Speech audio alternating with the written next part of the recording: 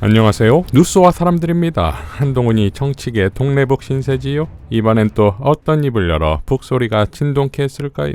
한동훈이 개혁신당에 대해 위장 결혼이라 표현하자 이준석은 조국 장관을 따라하듯 다음과 같이 밝혔습니다. 한동훈 위원장의 개혁신당에 대한 평가에 감사합니다. 가능하시다면 명품백 의혹에 대해서도 다시 한번 평가해 보십시오. 법무부 장관을 지내신 분 입장에서 뇌물수수인지 아닌지 판단해 주십시오. 김영란법 위반인지 판단해 주십시오. 대통령께서 신고의 의무를 다하셨는지 언급해 주십시오. 왜 김건희 여사에 대해서 논할 때만 목소리가 약해지십니까?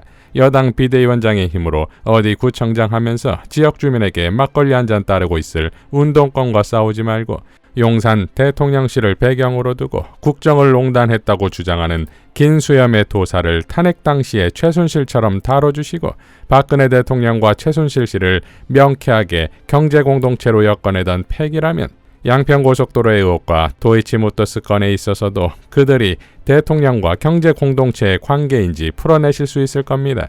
이런 것을 잘하시던 분이 안 하시기 때문에 한동훈 위원장이 윤석열 대통령과 김건희 여사에 대한 비호감도를 낮추기 위한 양두구육의 역할을 하고 계시다는 겁니다. 저희는 위장결혼이 아니라 국공합작이고 개의 머리 위에 씌워진 양의 머리를 벗겨내는 선명한 야당이 되겠습니다. 노회찬 의원님이 하셨던 말씀으로 개혁신당의 연합을 설명합니다. 평소에 한국과 일본이 싸우더라도 외계인이 쳐들어오면 힘을 합체하지 않겠습니까?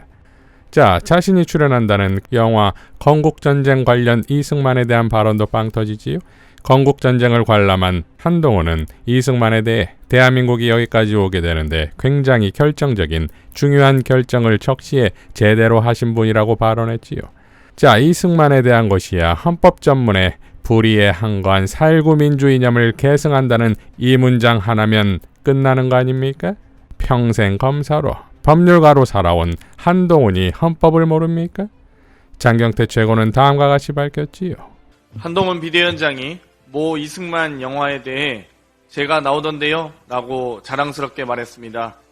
한동훈 법무부 장관이던 시절 이승만의 농지 개혁으로 대한민국을 지켜낼 수 있다고 강연했던 장면이 담겼습니다. 나는 역사 공부, 역사의식이 부족하다는 바보 인증이 평생 박제된 모습입니다. 불의에 항거했던 4.19 민주 이념을 계승하라는 헌법 전문을 한동훈 위원장이 모를 리 없습니다. 홍범도 장군 흉상에 이어 역사 논쟁 시즌2인 모습입니다. 이승만 전 대통령에 대한 역사적 평가는 끝났습니다. 국민은 4.19 의거로 결국 하야시켰습니다. 윤석열 대통령은 이 영화를 가지고 우리나라 역사를 올바르게 인식할 수 있는 기회라고 했다는데 독재와 부패, 부정선거를 저지르고 쫓겨난 역사부터 인식하시기 바랍니다. 불의에 항거했던 4.19 민주 이념을 계승하라는 헌법 전문을 꼭 기억하시기 바랍니다. 전우영 역사학자는 다음과 같이 밝혔습니다. 광개토대왕비 비문을 주 자료로 삼아 동북아시아 국제관계사를 이해해야 하는 고대사 분야에서는 새로운 자료가 발굴되거나 비문 글자 하나만 달리 보아도 역사상이 달라질 수 있습니다. 하지만 수많은 기록과 증언, 기록에 남아있는 이승만 시대의 역사상은 이승만을 우상화하려 만든 영상물들을 편집해 만든 다큐멘터리 하나로 달라지지 않습니다. 대한민국 헌법 전문은 그 기록과 증언, 기록들을 토대로 불의에 항거한 4.19라고 명시해서 이승만을 불의로 확정했습니다. 국가는 1차적으로 헌법 공동체입니다. 이승만 다큐를 보고 역사를 제대로 알았다고 말하는 건 자기가 무식하다는 걸 고백하는 짓입니다.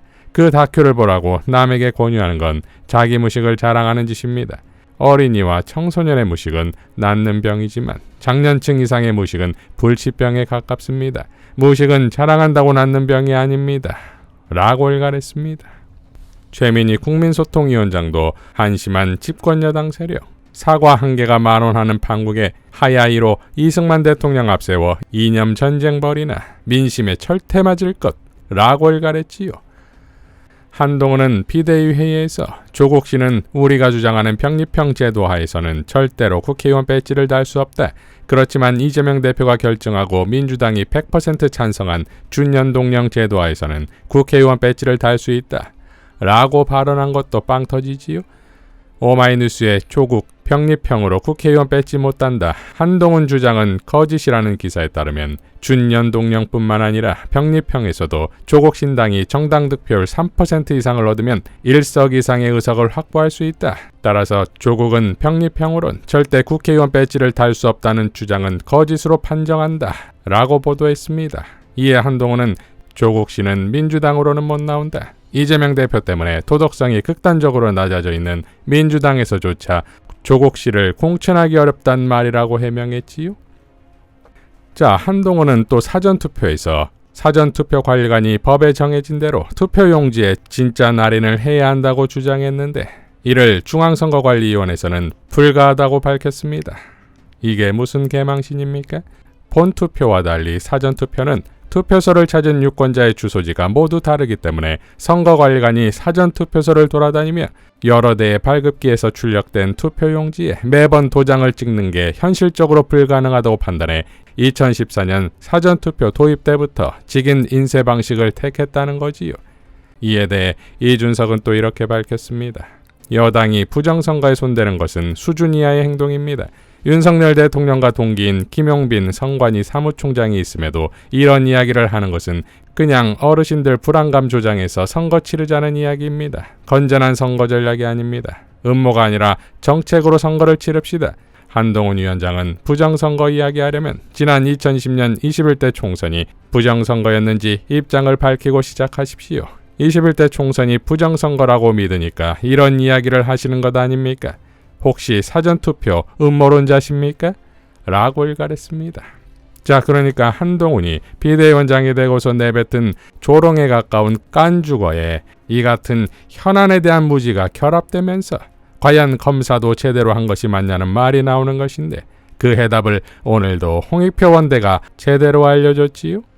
한동훈 비대위원장이 최근에 정치적 발언의 행태를 보면 이분이 과거 검찰에서 수사를 이렇게 했구나 짐작이 합니다.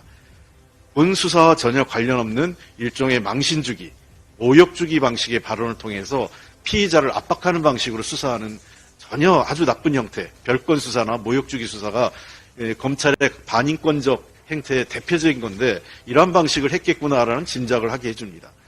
최근 들어와 정치권에 들어왔으면 좀 더 정치적 신인으로 좋은 정치를 좀 했으면 좋겠는데 과거 이런 본질과 관련 없는 망신주기나 모욕주기 방식을 통한 나쁜 관행을 정치권에 오염시키고 있는 것 같아요.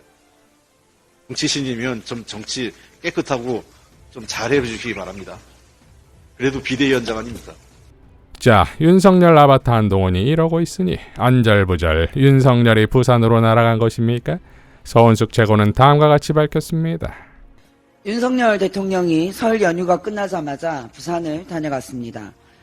신년 기자회견은 KBS 단독 대담쇼로 대체하더니 총선을 앞두고 전국을 돌며 민생토론회라는 핑계로 선심성 공약을 남발하고 다니고 있습니다. 이번에 부산에 와서는 부산이 활짝 여는 지방시대라고 슬로건을 내걸었는데요. 불경 메가시티가 계획대로 시행되었다면 부산이 지방시대를 이미 활짝 열고 있겠죠. 쓴웃음만 나옵니다. 자신의 대선 공약인 불경 메가시티가 국민의힘 광역단체장들의 주도로 파기되는 동안에도 침묵하면서 모른 척 하신 분, 자신이 막대한 해외 순방 비용을 사용하고도 29대 119로 2030 부산 월드 엑스포 유치 전에 대패하신 분, 이런 대통령께서 총선을 앞두고 또 부산 시민에게 허망한 립서비스를 하고 갔습니다. 이미 윤석열 정권은 부산 시민의 표만 빼먹고 부산을 홀대한 정권입니다. 더 이상 부산 시민을 우롱하지 마십시오. 부산 시민은 바보가 아닙니다. 부산 어린이병원 건립을 지원하겠다. 사직구장과 구도군정장을 재건축, 재개발하겠다. 국민의힘 부산시당이 발표할 만한 총선 공약을 대통령이 대신하고 갔습니다.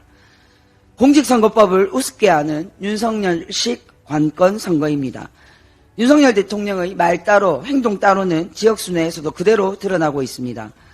대통령은 심각한 저출산의 원인을 수도권 집중과 과도한 경쟁으로 지목하고 국민의힘은 목련꽃 필 때 서울 편입 운운하며 메가서울 공약으로 김포 시민들을 현혹하며 서울 쏠림 현상을 부추기고 있습니다. 대통령은 저출산 해결하겠다고 지방시대 얘기하면서 여당은 메가 서울을 만들겠다니 어느 말이 진실입니까? 심각한 저출산 문제에 대해 진지한 고민을 하고 있기는 합니까? 점심성 공약을 하려면 손발이라도 좀 맞추십시오. 22대 국회의원 선거가 56일 앞으로 다가왔습니다. 선거에 영향을 미칠 수 있는 행위는 명백한 선거법 위반임을 명심하십시오. 대통령 또한 선거법에서 자유롭지 않습니다. 이에 서영교 최고도 다음과 같이 추가 발언했지요. 서은숙 최고가 이야기하셨습니다. 대통령이 부산 국힘당 시당이나 할 법한 공약을 하고 갔다. 이런 이야기를 했는데요. 그럼 대통령이 그런 얘기를 하면 공직선거법 위반인가? 많은 사람들이 그런 의문을 제기합니다. 공직선거법 85조를 제가 한 번 더 여러분께 말씀드리겠습니다. 공직선거법에는 말이죠. 공무원, 정치 중립을 지켜야 할 사람이 직무와 관련해서 또는 지위를 이용해서 선거에 부당한 영향력을 행사할 경우에는 이것은 공직선거법 위반이다. 선거에 영향을 미쳐선 안 된다. 다시 한번 직무와 직위를 이용해서입니다. 이것은 공직선거법 85조 위반이고요. 공직선거법 85조 1항은 공소시효가 10년입니다. 여러분. 윤석열 대통령도 위반의 소지가 다분하고요. 그 밑에 이 정책을 짜고 정책 활동을 하게 한 공무원들도 마찬가지로 선거법 위반의 소지가 다분하기 때문에 더불어민주당의 관권선거대책위원회에서 이를 정밀하게 검토해서 윤석열 대통령과 그 밑에 있던 공무원들의 행위에 대해서 법적 조치를 검토하겠습니다. 이에 이재명 대표가 다음과 같이 마무리했습니다. 네, 우리 국민 여러분께서 이해하기 쉽게 말씀을 드리면 이재명 도지사가 평소에는 아무것도 안 하고 있다가 선거 때 다 돼가가지고 연천군 가서 이거 하겠다, 여기 시흥시 가서 이거 하겠다 이렇게 발표하면 공직선거법 위반일까요? 아닐까요? 저 같으면 이미 구속됐을 것 같습니다. 자, 이러니 총선은 전쟁인 것이고 그러니 어떻게든 이기고 봐야지요.